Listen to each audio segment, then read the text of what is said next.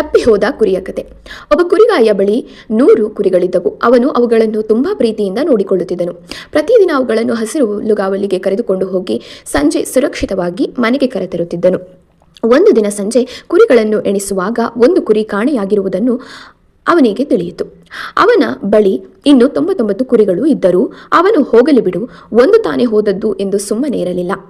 ಅವನು ಆ 99 ಕುರಿಗಳನ್ನು ಸುರಕ್ಷಿತವಾದ ಜಾಗದಲ್ಲಿ ಬಿಟ್ಟು ಕಳೆದು ಹೋದ ಆ ಒಂದು ಕುರಿಯನ್ನು ಹುಡುಕುತ್ತಾ ಕಾಡು ಮೇಡು ಅಲೆದನು. ಕತ್ತಲೆಯಾದರೂ ಧೈರ್ಯ ಕೆಡದೆ ಮುಳ್ಳು ಪೊದೆಗಳ ನಡುವೆ ಹುಡುಕಿದನು.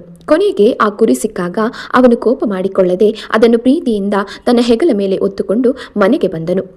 ಮನೆಗೆ ಬಂದ ಮೇಲೆ ಅವನು ತನ್ನ ಸ್ನೇಹಿತರನ್ನು, ತನ್ನ ನೆರೆಯವರನ್ನು ಕರೆದು, ನನ್ನ ಕಳೆದು ಹೋದ ಕುರಿ ಸಿಕ್ಕಿತು, ನನ್ನೊಂದಿಗೆ ಸಂತೋಷ ಪಡಿರಿ ಎಂದು ಸಂಭ್ರಮಿಸಿದನು.